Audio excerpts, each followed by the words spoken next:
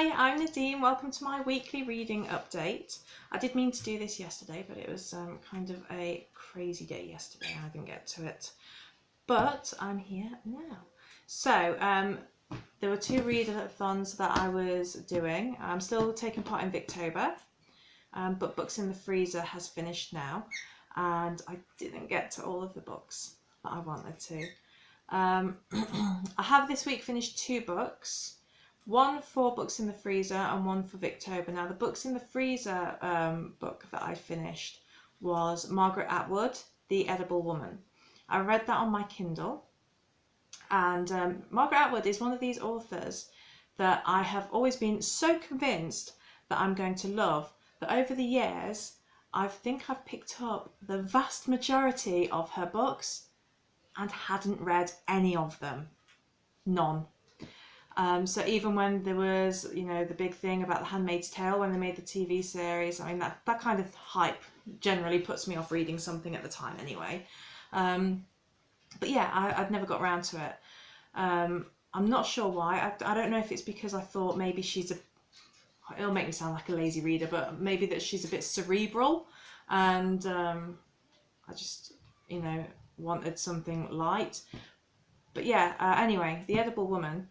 Fantastic. I'm so glad that I've got so many more Margaret Atwood books to go to next. I don't know how to describe it without it sounding boring though. I've been trying to think how to do it. It follows a woman called Marion who's in her 20s. The book was written sort of late 60s, early 70s. So Marion's in her 20s. She is an ordinary woman. She's very well educated. She's got a job working in market research. A bit of a dead-end job because she's a woman. She's got an attractive up-and-coming lawyer boyfriend. She's got a flatmate. Everything about her is just normal, very normal woman. But then as her relationship progresses with Peter, her boyfriend, she finds that the things that she can stomach get less and less. So she develops this eating disorder. As each day goes on, the list of things that she can eat dwindles until eventually it's nothing. The book it looks at themes of gender, and it looks at romantic relationships and basically how we consume each other, really, when we're in a relationship. Like I said, I'm making it sound really boring. It wasn't boring at all. It was a fantastic book. I would highly, highly recommend it. But there's not much I can tell you about it without giving things away. But yeah, that was the first book that I finished this week. The second book was Agnes Grey by Anne Bronte, which again I really enjoyed. I don't think she's surpassing Charlotte or Emily in my favourites so far. It was a peaceful book. You know what's going to happen in it. Especially if you've read any Victorian fiction before, you know where it's going, and the pleasure comes in the journey with it. You know what's going to happen in the end, but how's it going to happen? One thing that I would say, I would recommend this for people that are wanting to tackle some Victorian literature but don't know where to start, because I think a lot of the times the thing that puts people off is they're worried about the language not being accessible, but this is a very, very accessible book. It's written very, very simply. And yeah, I'm really looking forward to getting hold of The Tenant of Wildfell Hall now. That seems to be the one that most people have been reading for Victober, if they have been reading any Anne Bronte. And people generally seem to be really, really enjoying it. So I'm looking forward to having a crack at that. Another book that I said in my last update that I was going to hopefully finish this week was V-Wars, edited by Jonathan Mabry, for the Books in the Freezer readathon, sorry. I didn't get very far.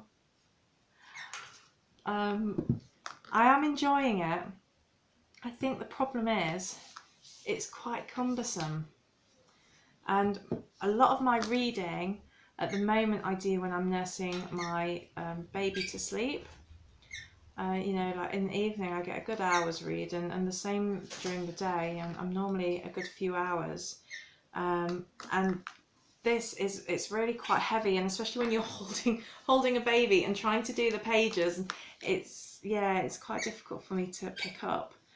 And I do worry as well that I'm going to nod off and drop the book on her head. So I haven't made as much progress with that, but I'm going to carry on with it. And all the books that I said that I wanted to read for the Books in the Freezer readathon, I'm going to carry on with this month. I'm just going to have a month-long readathon, or longer if necessary. I'm still reading Wives and Daughters. I'm not sure really where I am on it now because I've downloaded the Kindle edition. I'm reading it mainly on the Kindle now because, like I said, I do a lot of my reading when I'm nursing my baby to sleep, and I read a lot on my Kindle at night when I'm sat with her, so that I've got the lights off and I can still read, because she takes ages to settle, so I do quite a lot of my reading then. Yeah, I'm really enjoying it. I haven't made much progress on that either.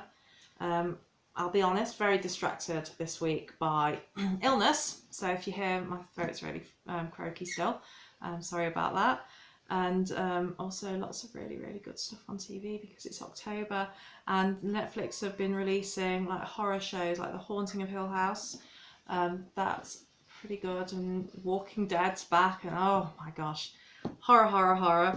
I'm very easily distracted by blood and guts and and ghosts and things. But something else along those lines that I've been reading, if you saw my graphic novel haul, I picked up Freddy vs. Jason vs. Ash, and I started this last night, and I'm nearly finished. I've only got a few pages left to go, and oh, I'm loving it. I've really missed reading graphic novels, and this has been fantastic actually, much better than I was expecting. It takes place 5 years after the events of the Freddy vs. Jason movie. Freddy wants out of Jason's head, and he hatches a plan to get hold of the Necronomicon Ex Mortis to that effect. Ash goes to the store there, S-Mart. They've opened a ultra super duper hyper S-Mart store in Crystal Lake, and Ash gets sent there because obviously he's senior housewares department. And yeah, it's great. It's so much fun. There's a really high body count. I keep reading and thinking, I wish this was a film. High body count, lots of really entertaining, inventive deaths. And yeah, the characters are just sort of spot on. And yeah, it's really, really good fun. Very much enjoying that. So for the next week, I'm going to carry on with Wives and Daughters and finish Freddy vs. Jason vs. Ash and V-Wars. I have been quite tempted today to pick up Dracula. I don't know if it's going to be too much stuff, but I have been really, really craving Dracula. Oh, and I'm also reading, listening to the complete Barsetshire Chronicles by Anthony Trollope for Victober. Because as soon as I finished Agnes Grey, I went searching through my Audible library, and I'd completely forgotten that last year after I read The Warden by Anthony Trollope, I bought the complete Chronicles. So I started that today, and I'm starting back with The Warden. I thought, just refresh anyway. It's a short book, so I'm happy to refresh that, but that's probably going to take me the rest of the month because it's quite long. I think it comprises like 6 books or something, so it will take me the rest of the month, I would have thought. But yeah, I think that pretty much covers it for last week and this upcoming week. How's everybody else's reading getting on? If you took part in the Books in the Freezer, did you manage to read everything that you thought you were going to, or anything that you can recommend to me? Because obviously I don't have enough to read. But yeah, thank you very much for watching, and I will chat to you again soon. Okay, bye!